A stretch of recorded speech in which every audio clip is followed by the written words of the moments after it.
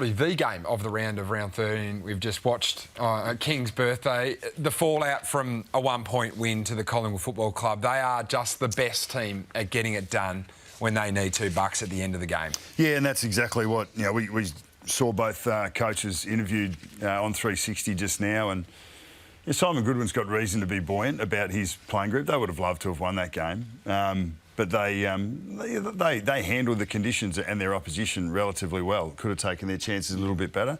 But Craig McRae spoke about the experience, winning a little bit differently. Melbourne were able to win contested possessions, clearance inside 50s. But Collingwood have become the best at finding a way through those close games. And I've got no doubt their leadership and experience and the depth of both definitely helps them towards that. And a big win today, obviously. You see Collingwood would have still been on top if they'd lost today, but they're 6 points clear at the moment, Geordie. But Melbourne are done. They're two really bad losses the last 2 weeks, but not all lost for the D's. They had their chances. They don't lose any admirers, but certainly late they missed opportunities. Well, they're probably in the 8 if you talk about that. But these are. I mean, Bucks is talking about Collingwood and how comfortable they look in this type of environment. Late in games, it's close. You're going to get opportunities. Craig McRae said you need a little bit of luck, but sometimes you create your own luck. And I think when you look at these pieces of play, and the one thing that stands out is no one's has any type of composure. Like that's just a silly kick it wasn't even to a dangerous area. Like Max was called to play on, and yes, he wouldn't have meant to kick it down Hoskin Elliott's throat. But I just think sometimes you can want the win too much, and I feel like when I watch Melbourne, sometimes it comes into that. And Collingwood looks so comfortable and calm in chaos. That's why good sides remain good sides, and that's why sides fluctuate up and down the ladder, because when they can't handle the moment and they make decisions that aren't composed decisions, they end up losing by a couple of points. You only need to do just enough right, though, because Collingwood did a little bit wrong as well, and Melbourne had their chance. It's similar to the Adelaide-Brisbane game, and Brisbane lost their composure in the last 10 or 15 minutes. But Adelaide had done enough just to keep the lead. So they had more chances than Collingwood, though. Definitely in their 450. Yeah. It's practice made perfect. I mean, Collingwood over the last couple of years have played so many close games. They're kind of used to the big moment, big pressure game. Yeah, but it's your leaders. This when you watch a footy, you want your leaders to just be calm and not give it back to the opposition, not make stupid decisions inside the forward 50. So yeah, I mean, Simon Goodwin was really calm on 360. I'd be pulling my hair out. Well, you speak one that got away. You speak about the leaders, and Simon Goodwin was on 360. He had this to say about the Gawn and May altercation at the end of King's birthday today. Yeah, look, spoke to both of them. They're passionate. Had a little bit of feedback to one another, and obviously, that they're talking about it now. They're fine. They've moved on. Obviously, both winners, both passionate about winning. Obviously, you don't want to have that look on field, but that's the way they operate. They're pretty strong with one another, and they move on and they get better. Here's the incident that at the end of today's game, Max Gawn takes an intercept mark and gets called play on. And this really sealed it for the Collingwood Football Club. And it was these sort of scenes post this with Stephen May.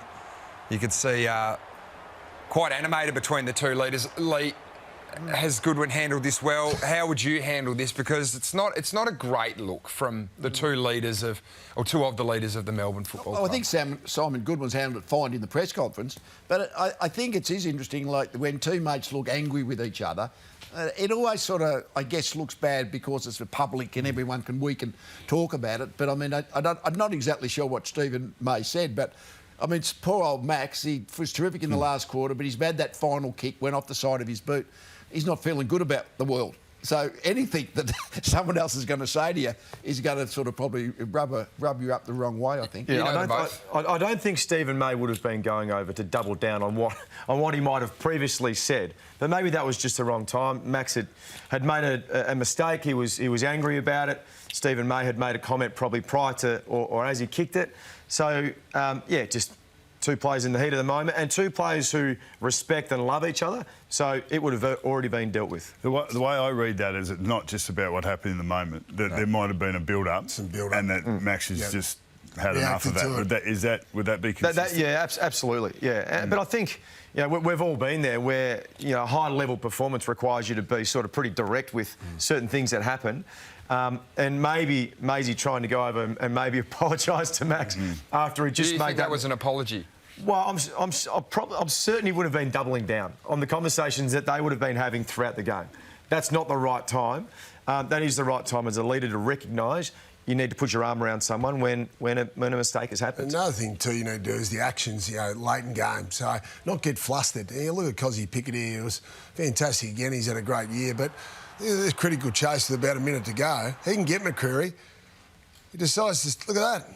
Like, he can still make that tackle. He can still impede McCreery there, so it puts him off his kick.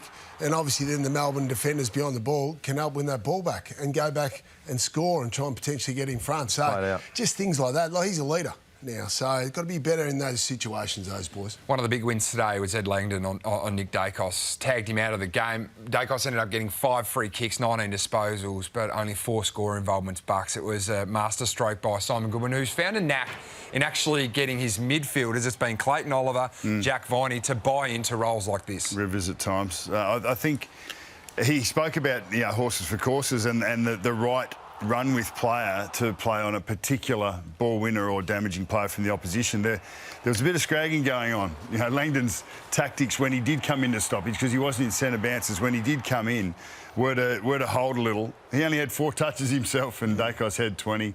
And on your metrics, Leigh, I mean, that's a win to Nick Dacos. Well, Nick's won the position, but yeah, hasn't been best on ground, has he? No, so I think it's interesting because you still need to be able to do the job. And Langdon, they obviously chose Langdon because he could run hard enough and long enough with Nick, whose running is elite. The first 5 minutes of the game, when they were both on ball, and he had the Cameron Ling kind of arms around him. I mean, he should have been free kick in the first 30 seconds of the game. Not after half-time. Well, about 5 minutes into the game, he got a free kick. But, I mean, it's one thing to backpack an opponent, but, you know, it's interesting in our game. You can touch an opponent, clearly. You can lean on him, but you can't impede him. And like with that one, like obviously defenders get pinged all the time for the arm around the body. And I just thought the umpires failed in the very first part of the game to jump on it. That was an unusual matchup, so Langdon hasn't done that role. Neil Bullen did it last year, but situations, boys, where you've coached coming into an opposition, have you ever rang the umpires or notify them, say, look, we're concerned about this particular tag, or can you watch this player? Well, does that ever happen? There's 4 umpires there. They should be able to watch going on around the stoppages better than they did for the first 5 minutes. Fraught with danger doing that, Brownie. I reckon Damien Hardwick fired off a few emails to the umpires, and we still were last for a long period of time on the free kick count. The masterstroke of Langdon, but then playing Melksham on Darcy Moore. Did they miss a trick on not playing Melksham on Jeremy Howe? Maybe, but obviously the most damaging intercept marking player is the one that Melksham's gone to. So Harris Andrews, we've obviously seen, Sicily at times.